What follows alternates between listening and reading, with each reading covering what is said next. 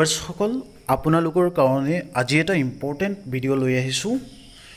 প্ৰধানমন্ত্ৰী আৱাস যোজনাৰ আণ্ডাৰত আপোনালোকে চৰকাৰী ঘৰ কেনেকৈ এপ্লাই কৰিব পাৰি এই বিষয়ে আজিৰ ভিডিঅ'ত আলোচনা কৰিম। আজি এই ভিডিঅ'টোত আপোনালোকক এখন ফৰ্ম দেখুৱাই আছোঁ, যিখন ফৰ্ম আপোনালোকে কেনেকৈ ফিল আপ কৰিব পাৰি আৰু এইখন ফৰ্ম ফিল আপ কৰি পেলাই আপোনালোকে চৰকাৰী ঘৰ এপ্লাই কৰিব পাৰি। আৰু মই ডেমো হিচাপে আপোনালোকক অনলাইন লিখি পেলাই দেখুৱাই আছোঁ যে কেনেকৈ এই ফৰ্মখন ফিল আপ কৰিব পাৰি। এইটো এটা ডাঙৰ গুৰুত্বপূৰ্ণ বিষয়, যিবিলাক মানুহে চৰকাৰী ঘৰ পোৱা নাই তেওঁলোকে চৰকাৰী ঘৰ এপ্লাই কৰিব পাৰিব। চাওক, মই প্ৰথম হেড অফ দ্য ফেমিলি নেমটো অমন দাস লিখিলোঁ, ছেক্স মেইল লিখিলোঁ, ফাদাৰ্ছ নেম পিংকু দাস লিখিছোঁ আৰু এনেকা তেওঁৰ এজটো 45 ইয়াৰ্ছ লিখিছোঁ। এনেকৈ তেওঁৰ ডিটেইলছখিনি মই আজিৰ এই ভিডিঅ'টোতে ডেমো হিচাপে ফিল আপ কৰিম, এজন কোনো মানুহৰ ডাটা নহয়। কিন্তু এই ফৰ্ম যিখন মই এতিয়া ফিল আপ কৰি আছোঁ আপোনালোকে দেখিব পাই আছে, ইয়াত এড্ৰেছ যিটো আছে এড্ৰেছটো মই ইয়াত লিখিলোঁ প্ৰেজেণ্ট এড্ৰেছ য'ত আপুনি বাস কৰে। তাতে আপোনাৰ ভিলেজ নেমটো লিখিব, আপোনাৰ হাউচ নম্বৰটো লিখিব, আপোনাৰ ৱাৰ্ড নম্বৰটো লিখিব আৰু এটা মোবাইল নাম্বাৰ লিখিব যিটো আপোনাৰ ৰানিং আছে।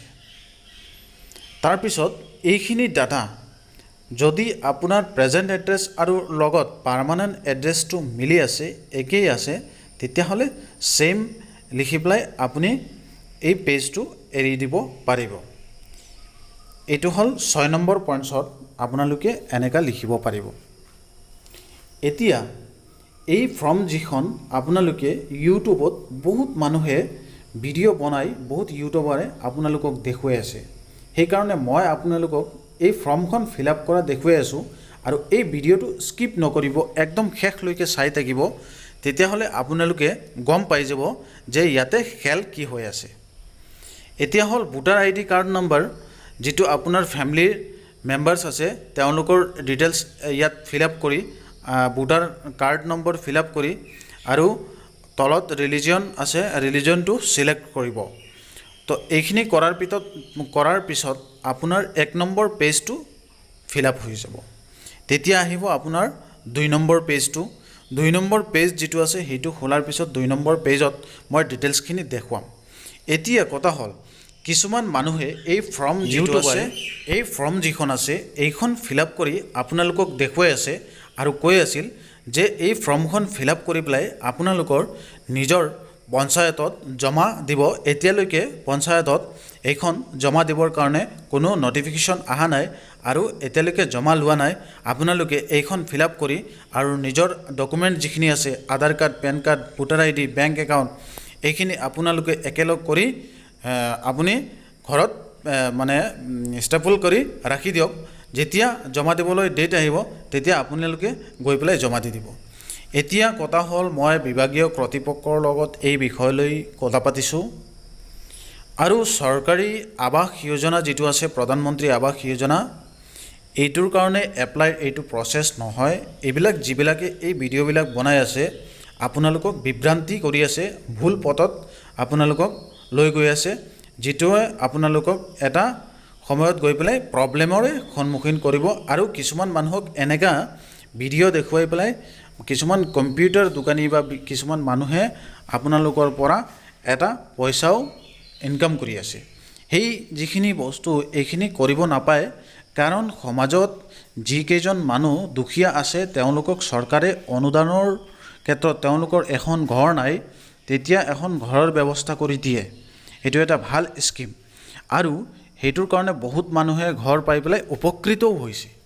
এতিয়া মোৰ কুৱেশ্যনটো হ'ল আপোনালোকৰ যদি ঘৰ লাগে, ঘৰৰ বেনিফিচিয়াৰী আপোনালোক, তেতিয়াহ'লে নিশ্চয় আপোনালোকৰ যিখন পঞ্চায়ত অফিচ আছে নিজৰ এৰিয়াৰ, সেই পঞ্চায়ত অফিচৰ যিকোনো বিভাগীয় ষ্টাফ যিবিলাক আছে, যিকেইজন তাত কৰ্মচাৰী নিয়োজিত হৈ আছে, তেওঁলোকৰ লগত আপোনালোকে কণ্টেক্ট কৰিব। যেতিয়া অফিচিয়েলি কিবা নটিফিকেশ্যন আহিব বা কেনেকৈ আপোনালোকে এই ফৰ্মখন বুলি নহয়, অনলাইন হওক বা কি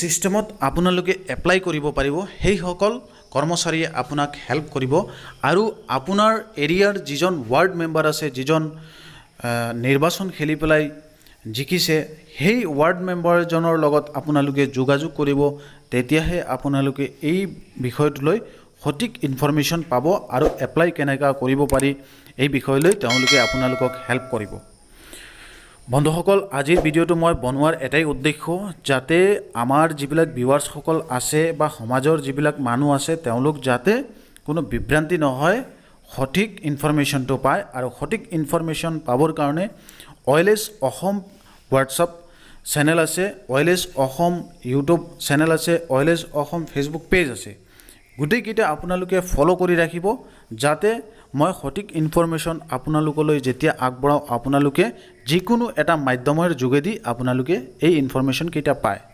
ধন্যবাদ চেনেলটো ছাবস্ক্ৰাইব কৰিবলৈ নেপাহৰিব